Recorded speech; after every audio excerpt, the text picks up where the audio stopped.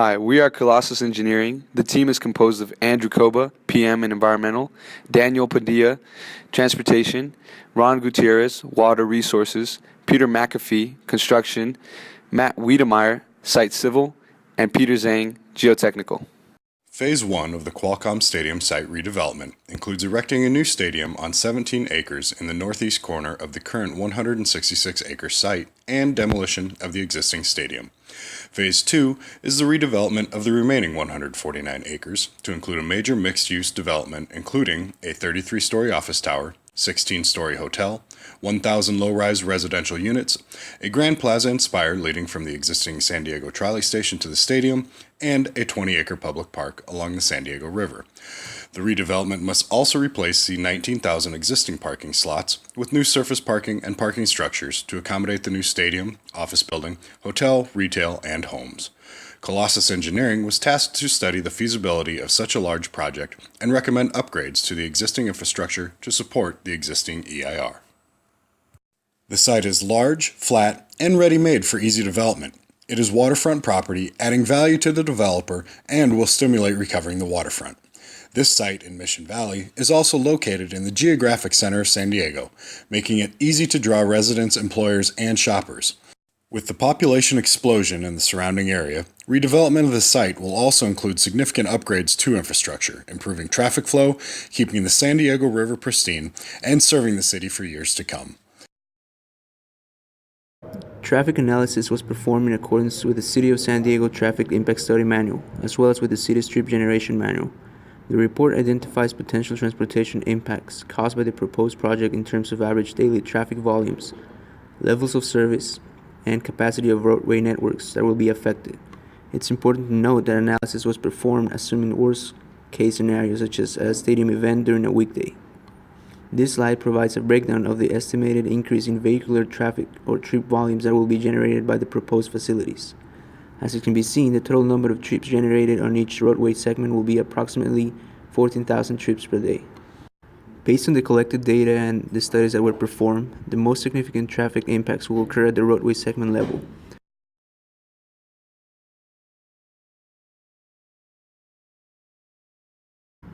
Mitigation measures focused on making the previously mentioned segments operate at an acceptable level of service. The two measures that were considered to have the best impacts were the addition of lanes to specific segments on Friars Road and Mission Village Drive, as well as a better implementation of the trolley system. As it can be seen in the table, the addition of lanes to the specified segments will result in a better level of service for each segment. In terms of the trolley system, the maximum capacity for trolley ridership under existing conditions is 20,000 riders on weekdays and 23,000 on weekends.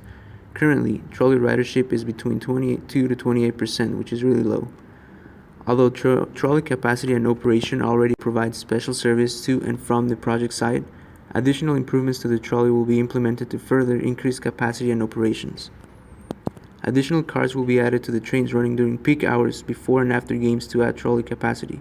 Headways will also decrease slightly in both directions from the existing 5 minutes from the west and 7.5 minutes from the east. Finally, in order to encourage attendees to take public transit to the project site, discounted transit passes will be offered on all game days. This program will include all public transit systems, including the Metropolitan Transit System, NCTD, and Amtrak. The existing infrastructure for water utilities goes as follows. The project site is currently served by a 48-inch diameter water pipeline known as the Alvarado Second Pipeline. This water main runs along the south side of Friars Road, then turns and runs along the north side of project boundary, just west of Mission Village Drive. Near the northeast corner of the project boundary, the lineman turns south, parallel to the I-15 until the southeast corner of the property, where the water main exits the project site and crosses beneath I-15. In order to figure out if the current infrastructure is adequate to sustain the redevelopment of this magnitude, the future water demands, peak water demands, and fire demands was calculated using the City Public Utilities Capital Improvement Guidelines and Standards. We realized that the 48-inch water main is sufficient to provide the area with potable water. We recommend to place a 16-inch ductile iron main tied into the 48-inch water main along Friars Road, as well as to place an 18-inch ductile iron main tied into the 48-inch water main at the pressure reducing station perpendicular to Friars Road. These two pipelines will serve as the water mains in the site and can be branched into at the developer's convenience. We will now review the wastewater section. The existing wastewater system exits the site via an 18-inch PVC pipe that is located on the western side of the project site that flows to the south. The 18-inch pipe continues south along the western side of the site until it joins with existing city infrastructure, the North Mission Valley Interceptor Sewer, and has a capacity of 4.3 million gallons per day. Utilizing the City of San Diego CIP, the peak dry weather flow and the average dry weather flow were calculated in order to determine if the current sewer system is adequate for the redevelopment. The average sewage that will be made will be approximately 460,000 gallons per day, which is well under the 4.3 million gallons per day the pipeline can sustain. This study confirms that the current sewer system is adequate for the redevelopment. We propose to install two 12-inch sewer mains and a 10-inch sewer main in order to tie in the future development to the 18-inch sewer main. The last portion of the hydraulic section is the stormwater. There is no existing landscaping or pervious surfaces within the pedestrian or parking areas outside the stadium. Stormwater runoff from the project site is conveyed directly to the San Diego River via 3 underground storm drain systems. All 3 of the storm drain systems flow through the existing North Mission Valley trunk sewer along the southern boundary. Utilizing the City of San Diego Hydrology Manual, we are able to analyze the capacities of each storm drain system per pipe and therefore are able to design a proper storm drain system if the current system isn't adequate. After analyzing the peak flow rate during a 50-year rain event, we realize that there will be ponding occurring throughout the bottom elevations of the site because the outfall cannot keep up with the water intake as well as the rise of the San Diego River, but this is to be expected. However, due to the increase of pervious areas, the runoff will be substantially less than it would be under current conditions and therefore came to the conclusion that the current system is adequate. BMPs will also be implemented in order to retain a portion of the stormwater as well as any other type of runoff.